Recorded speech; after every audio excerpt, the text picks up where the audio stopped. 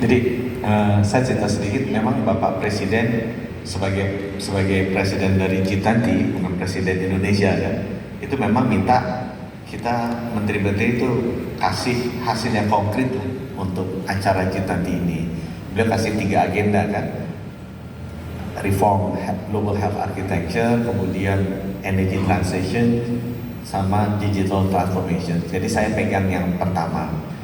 Nah, yang pertama ini salah satu isu yang ingin kita bangun adalah bahwa kalau ada krisis kesehatan, saya sebagai orang keuangan melihat industri kesehatan dunia atau sistem arsitektur kesehatan dunia itu tidak sekuat sistem arsitektur keuangan dunia.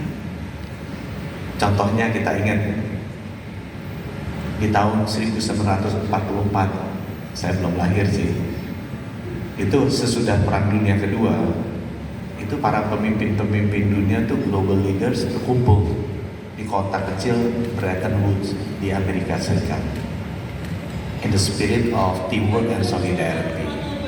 Ya. Mereka datang ke sana, kemudian mereka setuju untuk membangun 2 institusi keuangan global yang namanya World Bank dan International Monetary Fund, yang tugasnya untuk bisa mengembalikan kondisi ekonomi dunia sesudah perang, tapi juga kita lihat dalam sejarah melindungi dunia dari krisis-krisis keuangan berikutnya sebagai pilar utama dari arsitektur keuangan global. Ya.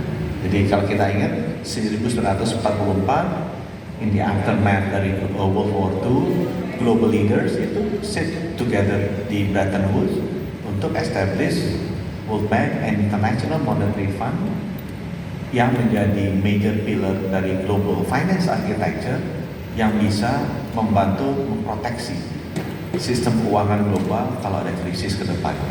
Dan kita adalah saksi, kan kita melihat di 98 dan 2008. Di kesehatan, global health architecture kita nggak punya kayak itu.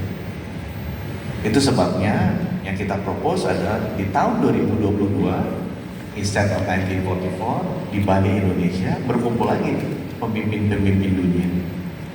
Ya, in the spirit of solidarity, mereka memutuskan untuk bikin yang namanya pandemic fund, yang diharapkan bisa menjadi salah satu pilar utama nantinya di masa depan di global health architecture, sama seperti International Monetary Fund di global finance architecture, yang bisa membantu resiliensi dari sistem kesehatan global kalau ada bencana berikutnya.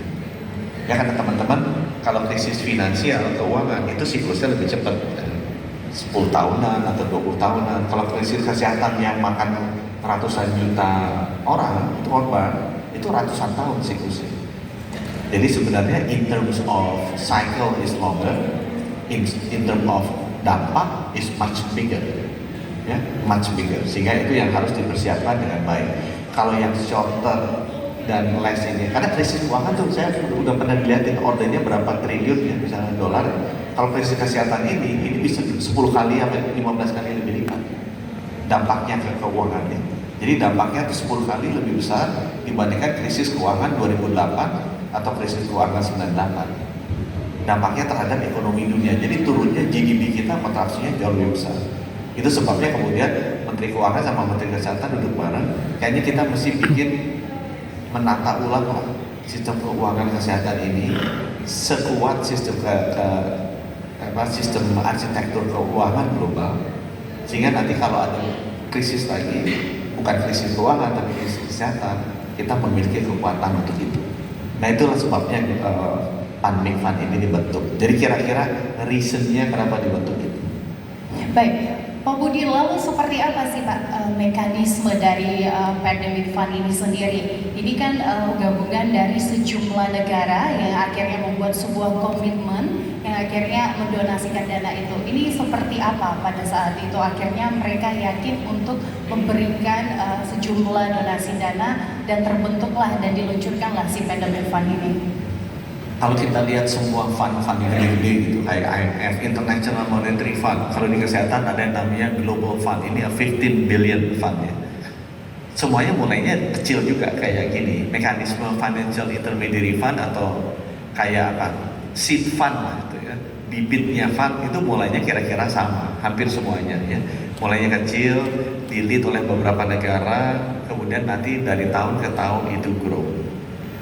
Yang penting mereka jelas purpose-nya apa. Kalau ini kan purpose-nya kita accumulate enough dana, kalau nanti ada pandemi lagi kita siap. Kebetulan Indonesia dan saya dari Muslim Mulyani sebagai pendiri yang aktif, sebagai penggagas. Kita gagasinnya ada dua di fund ini. Satu fund during peace time, sama fund during war time. Ya, kita masih ingat war time yang jangka pendek, karena war time kemarin nggak semua negara punya uang cukup buat beli vaksin. Akibatnya negara maju yang kaya bisa DP vaksinnya duluan, dia dapat duluan. Negara miskin dapatnya belakangan. Jadi terjadi inequality dari vaksin akses. Nah itu nanti nggak boleh. Harusnya fund ini punya wartime fund. Kalau ada bencana lagi, dia langsung bayarin, kasih DP gitu ya untuk negara-negara berkembang. Supaya mereka bisa dapat akses yang sama dengan negara-negara maju. Ya. Tapi yang lebih penting sebenarnya adalah peacetime fund. Jadi sama lah. If we plan things right, if we plan before the war, is a guarantee we will win the war. Sebenarnya kan gitu kira-kira. Kan jadi sebelum kita kena pandemi, harusnya kita persiapkan nih infrastruktur perang menghadapi pandemi. Itu yang juga fund ini persiapkan. Yang pandemi ini sama lah. Kita butuh surveillance yang bagus. Kita butuh research and development untuk vaksin yang bagus. Kita butuh supply chain dari pharmaceutical industry yang bagus gitu ya. Kita butuh health system yang bagus. Nah itu yang dibangun dari sekarang dengan peacetime fund-nya. Jadi kira-kira dipecah dua lah.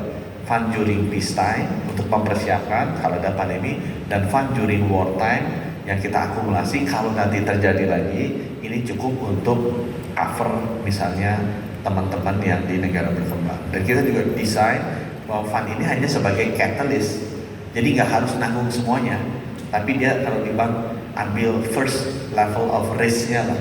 Jadi kalau ada bencana lagi, ini kan perusahaan-perusahaan kalau bikin vaksin belum tentu juga jadi vaksinnya kan, dia masuk duluan, habis gitu nanti World Bank, IMF, dan institusi-institusi keuangan lainnya bisa masuk di second level or third level risk-nya. Tapi risk pertamanya diambil oleh fund ini. Nanti sisanya sebagai catalyst, lembaga-lembaga keuangan dunia yang lebih besar bisa masuk. Kira-kira desainnya seperti itu.